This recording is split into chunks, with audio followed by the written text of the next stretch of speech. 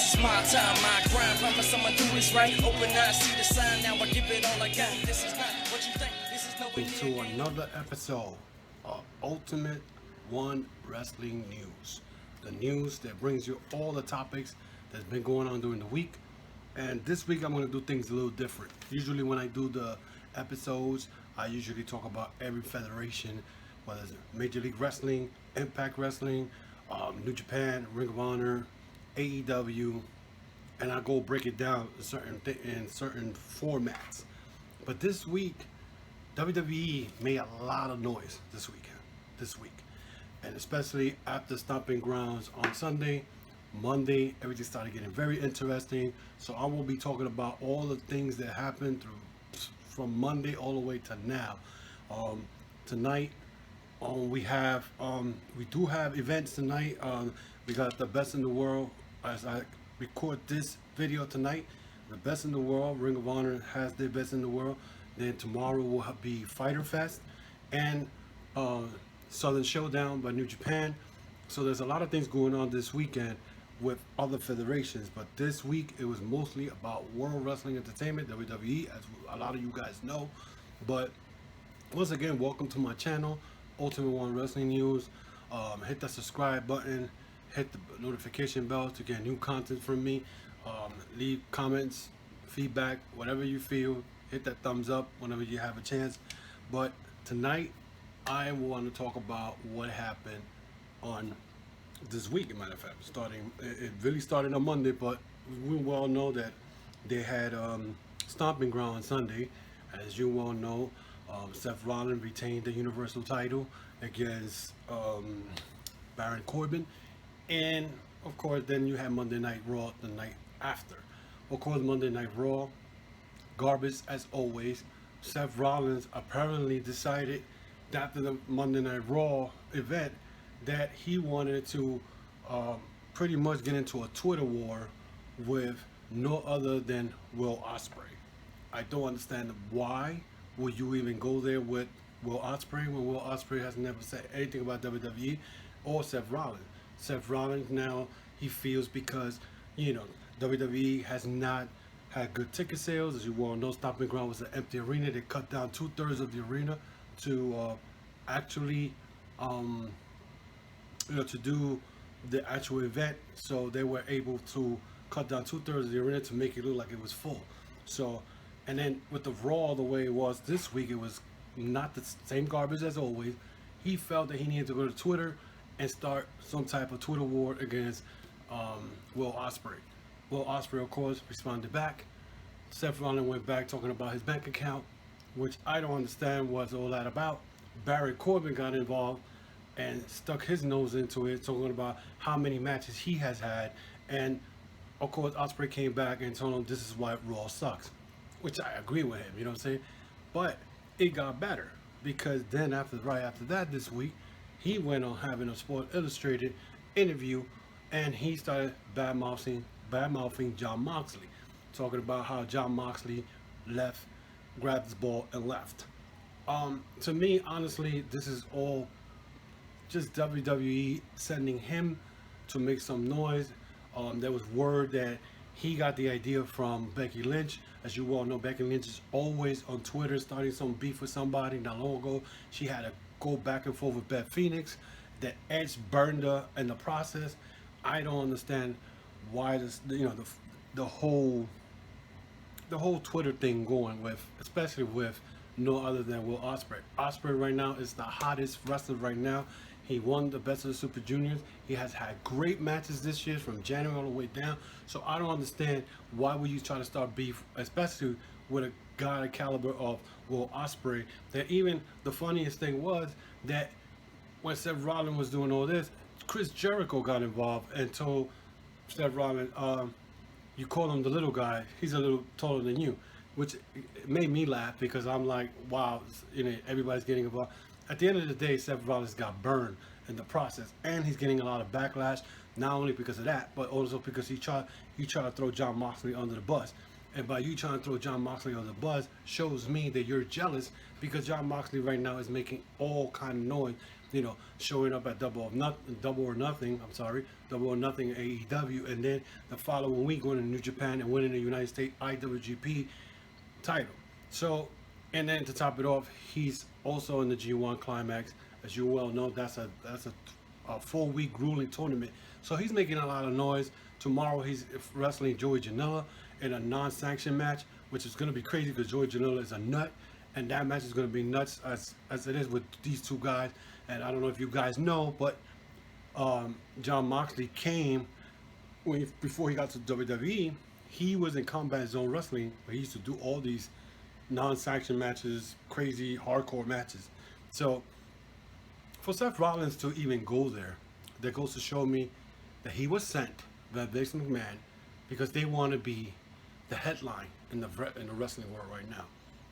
And as you also well know, this is a tactic that WWE uses to make noise. Now that their ticket sales are down, their shows are horrible, their TV ratings are low. Fox Sports right now is just like trying to figure out why your TV ratings are low, whatever. But this now brings me to the fact of what happened with them getting Paul Heyman and Eric Bischoff to be executive directors to the SmackDown and the Raw shows. Of course, we know Raw, Paul Heyman is going to be dealing with that, and Eric Bischoff is going to be dealing with the SmackDown. I mean, it's a good thing that these two guys are being put to run these shows, but at the end of the day, as I saw online today with a big red circle, at the end of the day, they report to Vince McMahon. So McMahon is the one who decides whether the storyline is going to go or not. So at the end of the day, I feel that by them doing this, they're trying to make, like I said, trying to make noise, letting everybody know, okay, AEW is out there, we're going to make noise. This is what we call the AEW effect. They know for a fact that by them getting Paul Heyman and Eric Bischoff to run these shows, they try to pretty much let AEW look. We got the two greatest geniuses that were the guys who were running a company in the 90s, which Paul Heyman ran ECW and Eric Bischoff ran WCW. But their mindset may be different to what the Young Bucks, Kenny Omega, Cody Rhodes mindset and the way they want to do wrestling may be different. McMahon bringing these guys in is bringing an old school mentality to a product already that's already damaged. It may not work.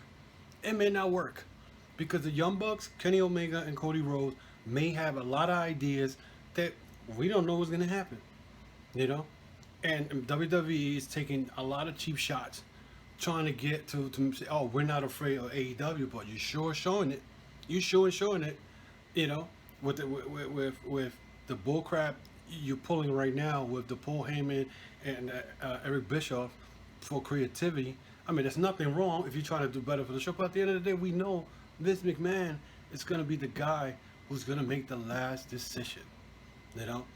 Now we go to the part where WWE became very shady this weekend by them actually trying to put a show on the same day that the thing for AEW Fight for the Fallen that falls on July 13th. Now, this is supposed to be Evolve's 10th anniversary, and WWE wants to show it at the network. Now, Evolve's been working with WWE for quite some time. I believe it's 3 years. They never have mentioned Evolve at any of their television programming, at any of the events ever. Why are you even bringing this up now? You know what I'm saying? Because you want to compete with AEW Fight for the Fallen when their event is a charity event. So you want to compete with AEW on a charity event? How petty is that shit? Very petty, And Kenny Omega had every right to come on Twitter and say, you like taking blood money from the Saudis, but we want to undermine a situation that we're gonna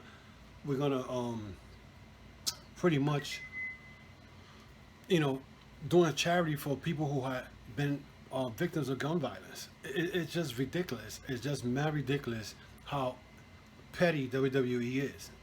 And it's what brings me that gets me very upset is wasn't you the guys at the Hall of Fame induction, especially Triple H, that they were the T-shirt company. You're that afraid, huh? And another footnote: they want to celebrate 10-year anniversary of Evolve, but I did my own research on Wikipedia. First of all, Evolve first ever event was on January 9th, 2010 at the Rawway Center in New Jersey. As last I count, I know my math. 2019, 2010 to 2019, that's 9 years. That's not 10 years. So why are you celebrating 10 years? And then you started in January, not in July. Goes to show you the pettiness, the very pettiness that WWE is. And Triple H don't stay behind, because Triple H, as you well know, I think tonight they had an event, or this morning they had an event in Japan, where Triple H teamed up with the club, which means Carl Anderson, AJ Styles, Doc Gallows. They're going to wrestle Lashley, McIntyre, Samoa Joe, and Barry Corbin. And they were calling themselves the Club.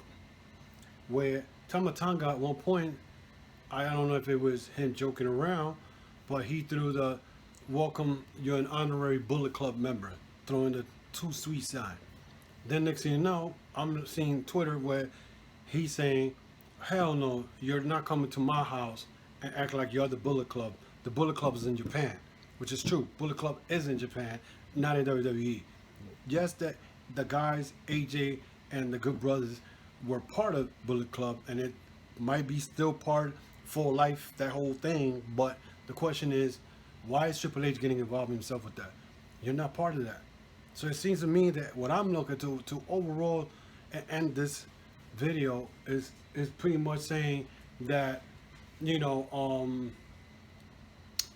overall is, you know, I'm going to get involved no matter what. He can't, you know, Triple H got to get in the middle of everything just because he wants to be part of something. You're not part of Bullet Club. You will never be part of Bullet Club, you know. And to me, it looks like WWE is trying to start something with different federations. As you will see that this past week they went after AEW, they went after New Japan, and it goes to show you you're trying to get into fights and battle without having the ammunition. Let's be real. You're not gonna go into it with New Japan. When New Japan, their shows is out of this world. They don't need 37 writers. That's number one. The same thing with AEW. You're so scared about AEW, you gotta do these little tactics, you know. And to me, shows that WWE is desperate and they scared.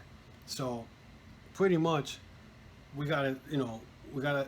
can't act like, oh, you know, WWE is doing the right thing and they're the big dogs. Well, you may be the big dog, but right now your dog is hurt and it's bleeding right now. So it's ridiculous, but we will see what's gonna happen, because now with them getting Heyman and Bischoff, what's gonna happen? Are they gonna rebuild everything now with these guys at the helm, or it's going to be the same old story where McMahon's going to decide the last minute he's going to put stupid storyline like that 24/7 that took most of Raw this week? Is he going to continue with that? You know, or this was all a little small screen where it shows that, oh yeah, look what we got, so be careful, don't mess with us. AEW is not going to fall for that. I cannot wait for All Out. I am hoping to God that CM Punk shows up, because that would be a big bomb for WWE. A big bomb. You know what I'm saying? Even though I know CM Punk has repeatedly said that he's not coming back to wrestling, but you never know. AEW plays it smart. And WWE is trying to like poke the bear, as they say, poke the bear. You never know. But it's going to be fun, because we're going to get to see what's going to happen. What other moves WWE is going to make. I think they desperate. They scared. You know, Seth Rollins, you want to be the flag bearer. You're not. You just got burned, dude. Just go back to where the hell you was at. Try to defend the belt. Put seats in the fucking arena, and that's it. And get it over with. So, with that, this is the end of the show. Once again, subscribe to my channel. Hit that notification bell. Give me a thumbs up. Leave me your comments, your feedback, anything you need. Again, thank you for watching this channel. Ultimate One Wrestling News. and to the next time. My grind, promise I'ma do what's right. Open eyes, see the sign. Now I give it all I got. This is not what you think. This is nowhere near a game to me. It's the air that